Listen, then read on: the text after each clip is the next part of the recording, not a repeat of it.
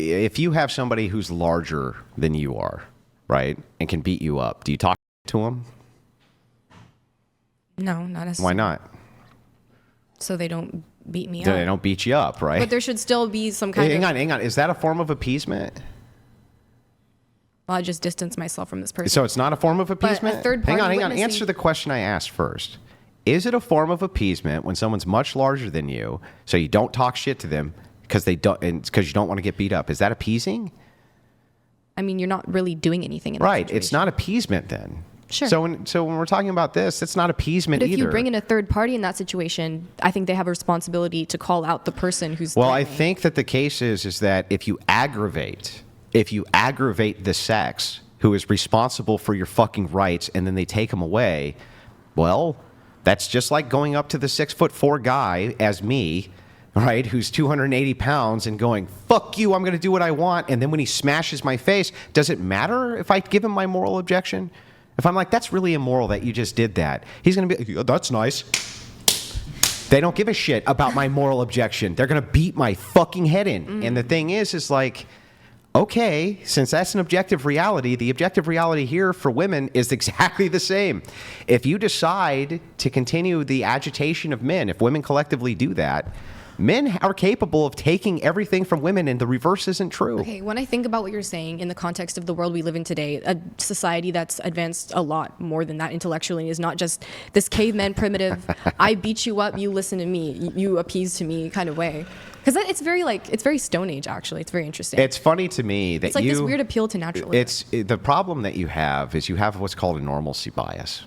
See, you were raised in this world, and in this world, the one that you currently live in, it is the case that we're all very civil to each other. We're all very nice, and we're governed by laws, and we're governed by this, and we're governed by that. And if there's a zombie apocalypse tomorrow, the misogynist who's down the road, who's the fucking gun holder with the bunker, you're going to be bashing on his fucking door, say, please let me in. This is fucking crazy. What do I do?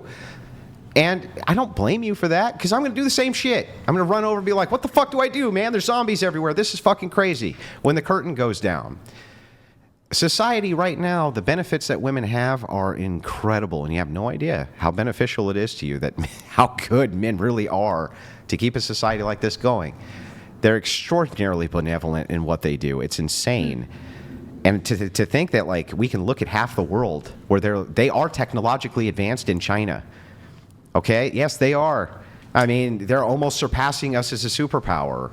They're super advanced in Japan. They're super advanced in the Middle East and many of the nations. And they go like that, and women have no rights. And so it's like... Wait, at that point, why do you even gender force doctrine? Like, shouldn't you suddenly exclude every, like, disabled, elderly, or frail man and include every super strong, buff woman? Well, we're talking... Just make it based on strength at that point. Yeah, do you understand, though, what collective force would mean between the sexes?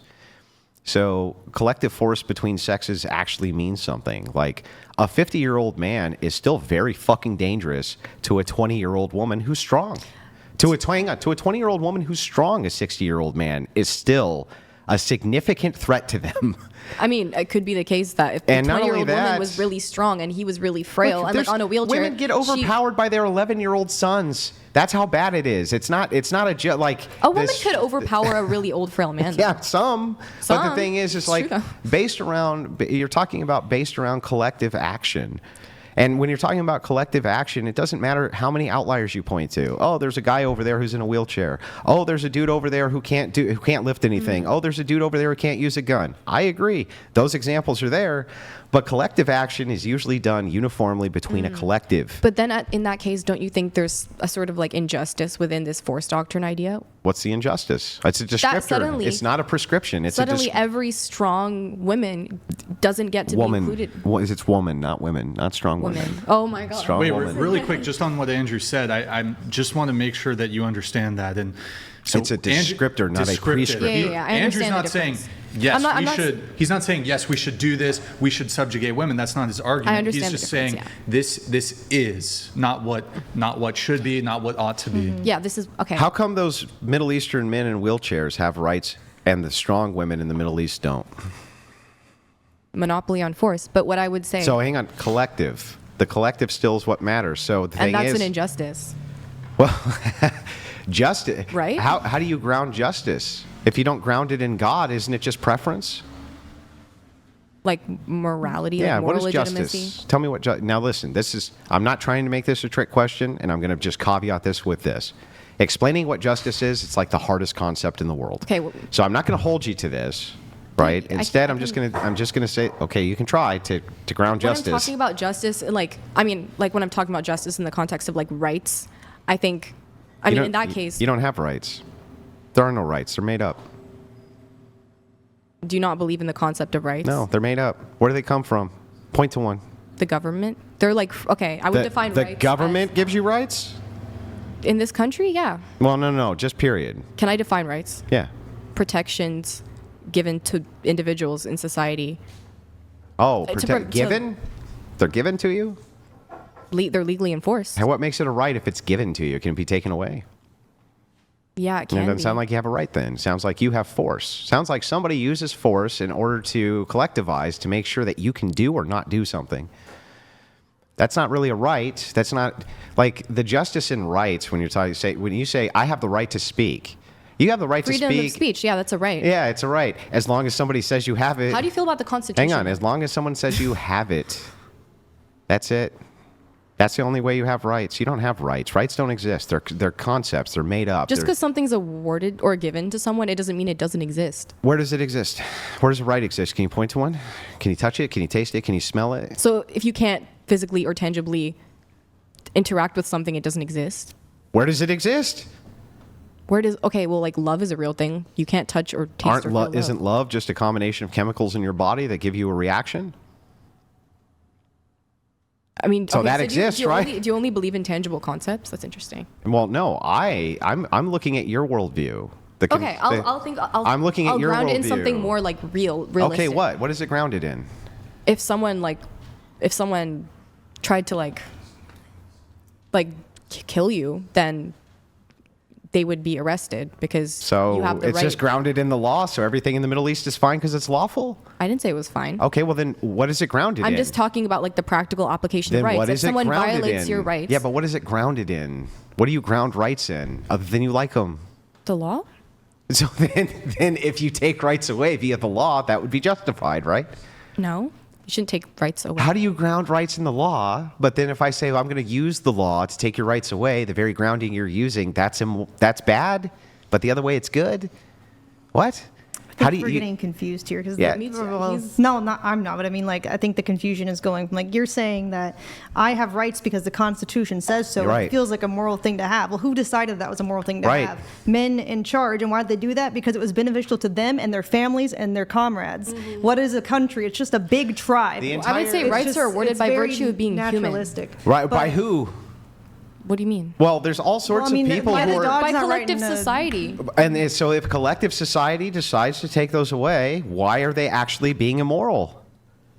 Well, collective society would never decide to take them away. Except in half the fucking planet, which I can point to right now. It's because in those Like all countries, the third world men have countries. decided this doesn't benefit us anymore. Yeah, if so we tell break me, it down more, if here we if I democratically voted or convinced enough people to democratically vote to get rid of democracy, what did I do wrong? Democratically voted to get rid of democracy? What did I do wrong?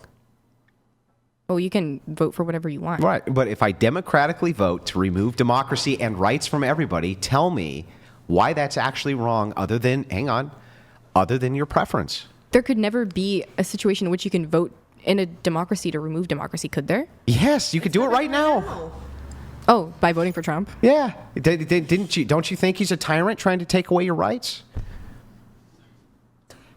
Well, I mean, yeah. So yeah, you could use democracy. Wait, And- don't you like not even believe in like full on democracy? Do you No, have, like some sort of belief in like don't stakeholder pivot. democracy? Don't I'm pivot. just curious.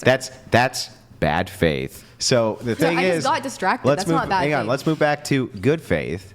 What do you ground rights in other than your preference? Just things you prefer. What would it actually be grounded in? You can't ground it in the law. When you say grounded in, what do you mean by that? Well, so if you say, I'm going to ground my belief in the law, that means that's what the justification is the law. But if you make the justification that the law is what's correct, then if Oh. I change the law, then it's still correct. Are you asking me how should we decide like what rights No, I'm to asking give how to you people? ground it. The thing in which you create the justification for it existing in the first place. What is the justification for a right other than you prefer that thing? that people in society should be treated a certain way. And that's not a personal preference. That's a collective preference in this country, for example. So it's preference. Sure. Okay, so then it's preference. So your personal preference right now aligns with most people's preference. Hang on. But there's it's sort of a universal preference. Hang on. I'll let you do an internal critique back, I promise. Okay. If it's the case that your preferences align with other people's preferences, and that creates your justification, then if my preferences align with other people's preferences, we're equally justified, right? And that's just having different interests within a democracy. Sure. Well, then if that's the case, then if men collectivize and their preferences outweigh women's and they take all your fucking rights away, tell me what they're actually doing wrong. Well, that's undemocratic. Why is that wrong other than your preference, though? It's not, right? I mean, it's not constitutional. And the Constitution is a collective of preference? Yeah, that we, yeah. Yeah.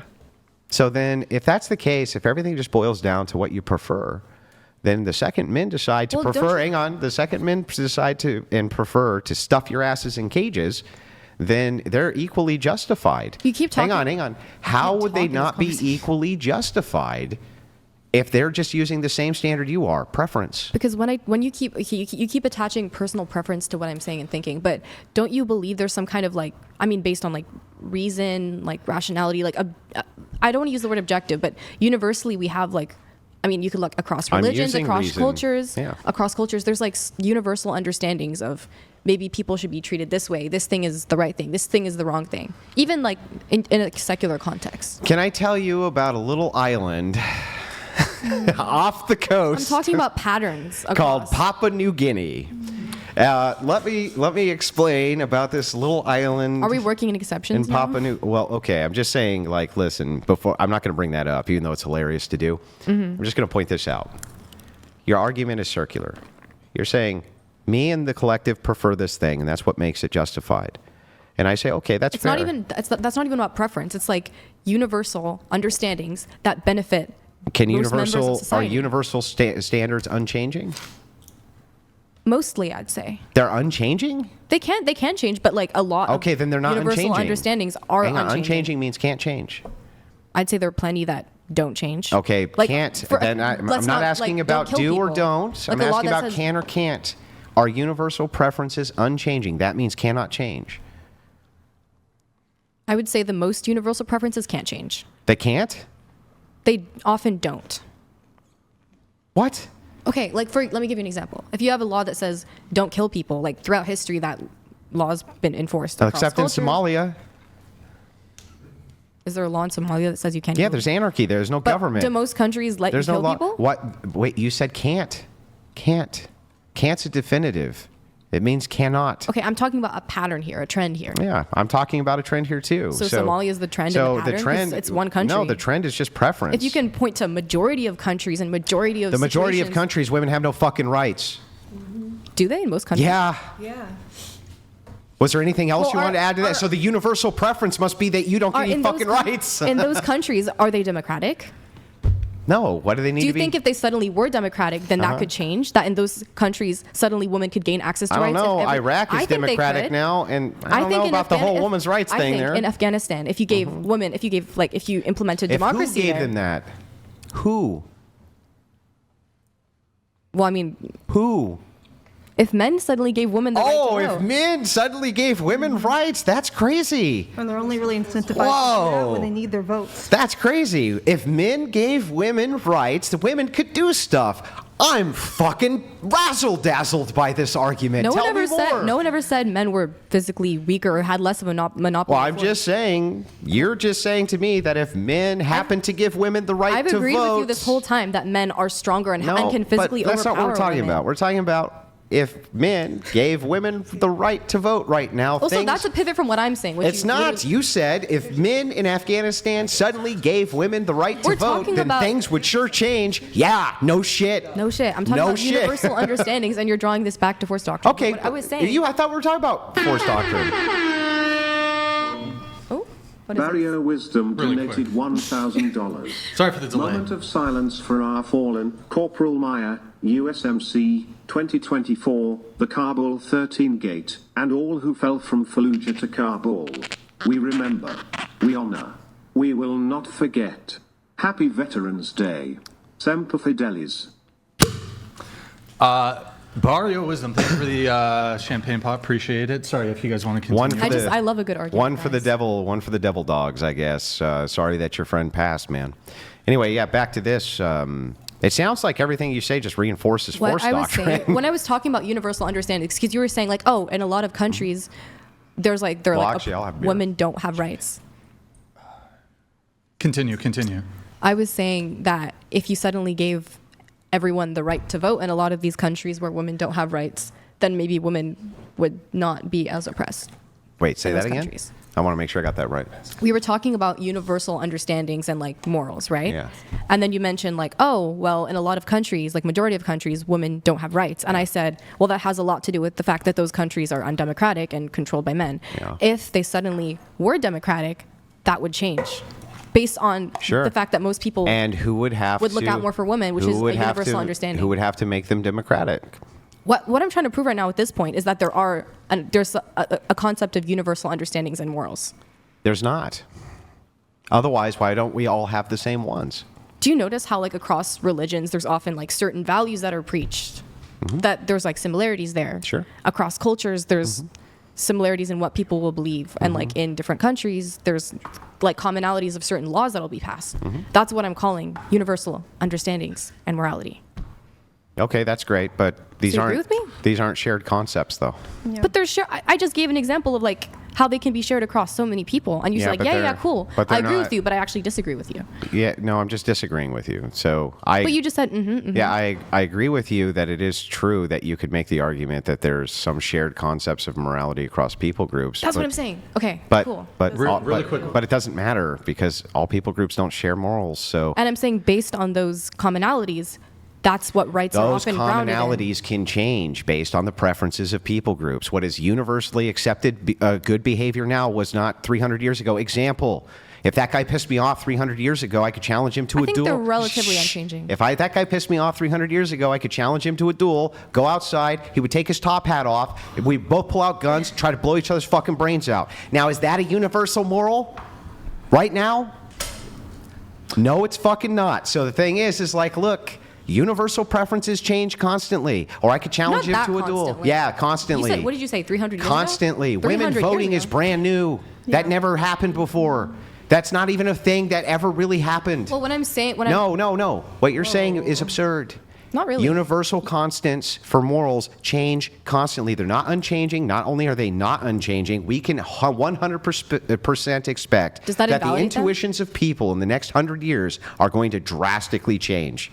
And I don't think that Hold invalidates that thought universal. for just a moment. Okay, Hold the thought. yeah. We need to do a cheers for wisdom. Cheers to Corporal Maya. Sorry about your friend. And cheers to the good conversations tonight. And cheers to the convo. cheers? Salut. Salut. Ooh. so I guess Continue. can we Continue. maybe we can finish Yeah, no, this. I was just saying at a given point in time. Forget like 300 years ago, because I think just because I'll tell you universal what. I'll understandings just go can ahead and change- grant everything that you're saying. Does Really? any of that in any way refute force doctrine? I think it draws like, I mean, this is a little more prescriptive. I'm aware of that, but it draws like where I would, like how I would give rights into something that's also And who moral would you and have not just give based those on rights force. and enforce them? Humans in general. Oh, you'd have humans in general do it? And what if? What do you mean? What do you mean? What if men didn't like the rights that you were prescribing? I'm talking about in like a democratic country. in like a democratic America. country, what happens if men don't like the rights? You think if? Well, I mean, I think we live in a system in this country set up today that's able to And control can the that kind of system thing. fail? And can men collectively use action in order to take the system back with that pesky thing called the Second That's a Amendment? pretty drawn out hypothetical, I think. Is it? Because this whole nation was founded in doing just that. So you think today that it's possible that men could just collectivize and just overthrow women in this country? 100% they could and can But and I always think have been able to. The government's designed in such a way that That would what? allow for that. So the United States going to last forever? I think it's going to last a pretty long time. I don't think Forever? that's an interesting question. Yeah, no. You think the so? world ends. No, of course not. You think- men can't listen?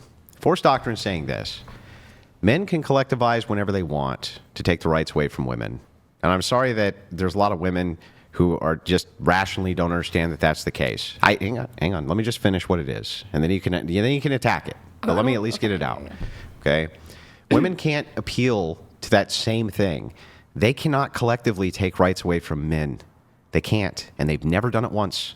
Anywhere in human history have I ever found women collectivizing and using force to take rights from men. Since that's the case, they're always appealing to men for those rights. I don't know a way around that. And every example you give, seemingly to me, just confirms that that's the case. Wait, what about democracy? We have a democracy. You have a democracy because men enforce the democracy. And the second men don't enforce the democracy, into the fucking cages you go. So my whole qualm with that idea is purely that it it draws legitimacy from strength, and it doesn't really take into account It's not making it legitimate. Regard for Don't just you a understand? person's It's humanity. descriptive. Here's the word. Sure, okay. It's a word concept fallacy, right? So hang on. Can I just say one thing? Yes. If your whole argument or idea with force doctrine is purely men can physically overpower women at any point, yeah, they can. Nope, that's not the argument. The argument is that they can collectively enforce their will, and women can't with force. That's what it means. And so That's kind of synonymous with what I said. it's not, because Okay. men, you missed this part. Women will always have to appeal to men, and men will never have to appeal to women for their rights. Men can change the conditionals of their own rights with force, and women have to appeal to men, change rights for them. So therefore, women will always have to appeal to men for their rights. And if men collectively say you ain't got none, you don't. And if women collectively say men don't, we do. But you want to know why that kind of thing doesn't happen today? It's because people It don't happens think... all over the world. What are you talking about? Like, most of the world, this is what happens. Okay, for example, in this country, the reason that doesn't happen today is because in a lot of more countries such as this one, Yeah. there's some sort of regard for humanity and morality and a more advanced That's way of also thinking. you appealing to men being benevolent and moral. Did you know that? You see, where you're making the same argument that I make. Men must really be benevolent, because what you're appealing to right now is that there's such a sense of morality in society that men will never grab all the fucking women off the street and put them in cattle carts and send them to breeding camps, even though they could. That sure seems awful fucking nice of men. But you know why they That don't? sure seems really sorry, can I fucking jump in benevolent here? of men. I don't think that that's benevolent. I think that's the lowest bar of human decency that they're not keeping slaves. You know what's really funny about that argument? A woman said this to me once, and I thought about it for a second, and I realized something really important, right? That when you have power over the most vulnerable in society, in this case, children, you fucking abort them.